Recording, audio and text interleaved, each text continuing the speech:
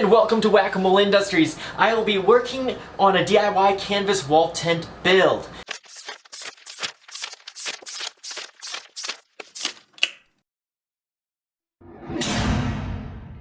Hey, in case you didn't catch on, this is part 2 of this project. So in the previous video, in case you didn't catch it, we were making the tent frame. So make sure to check out that video. But anyways, right now the montage is rolling of the frame build just to catch you up to where we're at right now. So in this project, we'll be picking up on making the canvas part of the tent. And so begins the sewing process. Now I just gotta unfold it in this tight space and try to pin it so I can sew it. To give you an idea of what I'm trying to do is there would be pegs sticking out of this leg that will go through that grommet, and then up here will be a little bit of fabric folded and sewn with a grommet as well coming up through here, and then the guideline will hook onto that peg, pull down like that, creating the support for the wall. So now it's time to pin the seam. Actually, I'm cheating.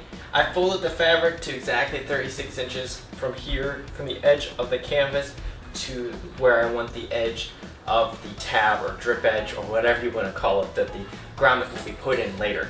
So I need 2 inches of material at the top to make this seam. So I'm actually cheating and making myself a template that's exactly 2 inches because I've already measured the canvas and folded it so it's exactly the length I need. So if I remove the 2 inches, I get the right size. So by putting this little template block behind the canvas, I can then turn it and make this 90-degree corner, or not quite 90, but close to it. And then I can easily just put a pin straight through and pin both layers at the same time exactly where I need it. So it makes things a little easier on me and helps make sure that I'm accurate. After reading this manual, it took me a while to actually figure out how to thread the bobbin. I've actually started threading it already. I don't know how much is too full or too little. We'll find out. Hopefully I don't ruin anything. It was running so smoothly before I ran out of bobbin thread because my wife had everything all set up. It turns out if you bite your lower lip, it's a solid strategy to get the sewing machine to work. Try it out next time. And we do have a winner! It's always fun when you learn a new tool. Sorry for all the noise, there's sanding going on outside and someone's weed whacking outside this window. After a few too many mistakes, as I'm working on learning how to run a sewing machine versus sewing by hand, my wife has, by the way, been very patient with me, helping me fix a bunch of different errors. I'm just about done with one entire side. Now the hardest part is sewing this much canvas at once, is trying to pull it evenly across the work area as it's quite heavy and wants to go crooked. So trying to keep a straight line I'm finding very difficult. Now again, if you're very experienced sewing, this might not be an issue for you, but it is for me. But anyways, I thought I'd turn on the camera for now that I'm very close to the end of one whole side.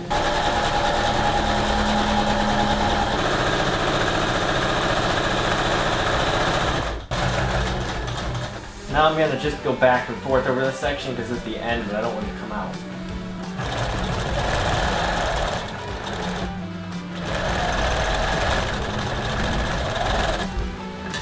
And there we have it.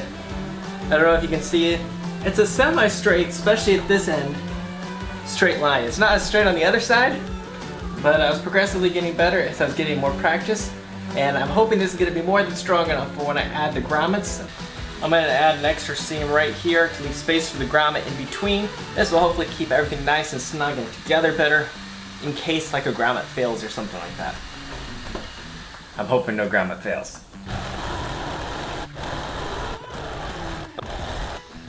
So I turned the camera just to grab a glimpse of the last difficult seam, long seam for this tent, hopefully.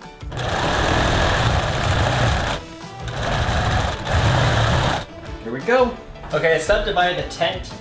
It's 11 foot, so I'm doing 2 foot 9 inches to give me about 4 vertical supports on the wall across the entire length.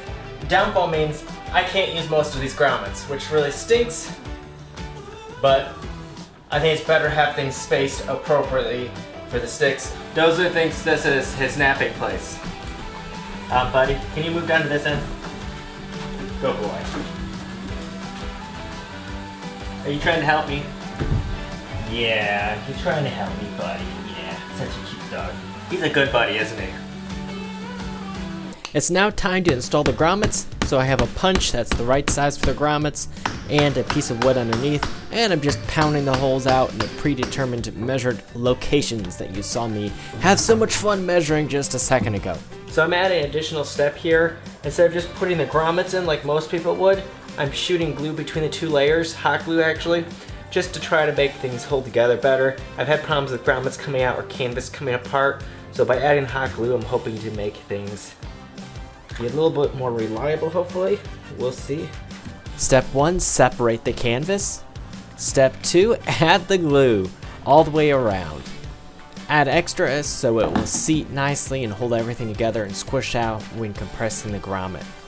Now adding the anvil, if you want to call it that, behind the grommet. I don't know what the proper term of it is. And then taking the top piece and then the punch and pounding together to seat the grommet into place. After talking with my lovely wife, I think we have a plan on how we're going to measure and cut the canvas for the doors. So we have things we know the exact height or length for. These legs here and here, and the center leg here. Now, if the distance from here to here is equal with the distance from here to here, we're golden, and it is. They're both 55 inches in length. So the other measurement we're going off of is from this inside corner of the canvas wall to this corner of the canvas wall. And that comes out to exactly 82 inches. So that means each side, before measuring, adding space for the seams and center of the door overlap, we need 41 inches. So for 1 inch seam on this side or more, and 1 inch here, so we know our width here is going to be closer to 42 inches, and then we're going to add 3 extra inches here. So that means we need a total of 45 inches if I calculate that right in my head. When I go and actually do this, hopefully I get the numbers all right. So then how I'm going to find the angle from the peak to here is if I know this length and I know this length, then I just need to draw a straight line from this corner down to here, and I have that. And all I need to do is add the extra space for the seam. And then we should be golden. So I'm going to measure it out on the canvas. The camera is actually sitting on the canvas right now. I'm going to use a pencil and measure it all out and just put a few dotted lines along where I'm thinking I'm going to need to cut it. That way, I'm going to have my wife double check it, just so we don't waste material because I made a stupid mistake. Never done one of those before. On a normal day, you'd look at my cutting and you would think I didn't even pass kindergarten or preschool or wherever they teach cutting in straight lines. So the reason I'm able to cut straight lines today in this cut, well, I drew a line off camera with a pencil, so I cheated. Shh. Are you ready for an arm workout? Yeah. So after seeing how much fun I was having sewing on the tent, my wife decided to join in and give me a hand quite literally by actually taking on the brunt of sewing the doors, which is actually quite hard because all of the tent fabric was hanging on the doors while trying to sew the seams straight. So you can only imagine how difficult that was. Wow. And just like that, the seam is complete on the door. Well, it's a little difficult to show you right now. This is the door of the tent. There's 4 doors, as you'd assume, and there needs to be a way to close these doors. And what we're gonna do is we're gonna have ties so we can tie the door closed so it doesn't blow open and we can keep the tent enclosed. And how we have this planned, I think there's around 12 ties per side of the tent. So for 2 doors, 12 ties. Now, 2 of the ties are on the back side of the inside door because the doors will overlap, so the inside door will have 2 ties as well, 2 additional ties, and that's to tie around the tent pole to help keep the tent door from flapping in the wind. Now how we're making these straps is we're folding in the material like so, bending it around, and then we can run the seam through it right there. Oh, one other thing. I'm not going to sew it as individual straps like this. What I'm going to do is I'm going to make a whole row of them, cut them out to the right length, and then sew the ends.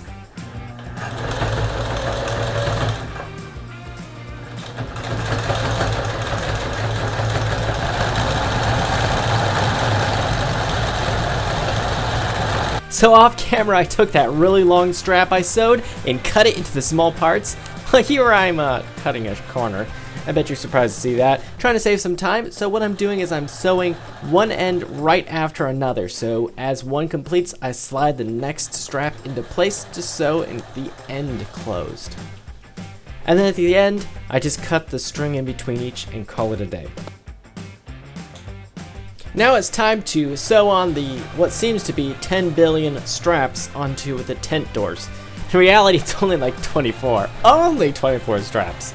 But that feels like a whole lot of sewing. We did mark the fabric first when we had the tent set up, so we knew where each of the straps were supposed to go so that we weren't sewing things on blindly. And that way everything would line up when we set it up. While this might just look like water, it's paraffin wax melted in the double boiler. So the wax you're seeing me boil, I'm adding to these seams right here. It was a little hard to film this because, well, one hand's taken up, so I can't actually hold the camera and film this. So I'm showing you after I just added the wax. So these seams also along the face or the front and back of the tent, whichever way you want to talk about it, where the doors are. So hopefully that will help fill the gaps from sewing those seams there. So I'm going to try to set the wax into the seam, but I got to keep moving it fast because I don't want to actually burn anything. I'm just looking just to melt the surface wax so it adheres better.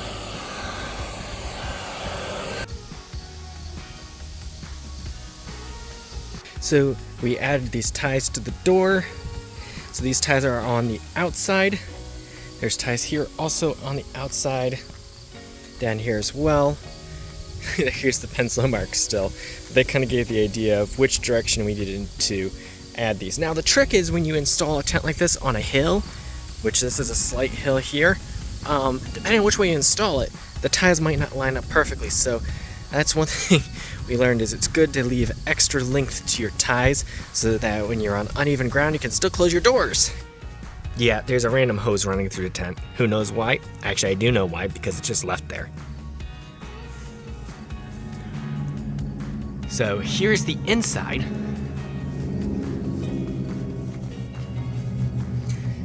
And if you notice on this door, there are two ties right here. That's actually so this door can get tied to the post. I'm gonna try to tie it one-handed and see how that goes. So then this tie right here ties to this tie, as those of you who are observant will figure out. And then this tie to this tie. You'd want to do more than that type of knot, but that kind of gives you an idea. So on the outside there's a tie up here and here, so you tie that together. So when you come inside you tie off these. There's also a tie on the outside from here to here. So that's how you can close it. And here's the tent all set up, actually at a reenactment.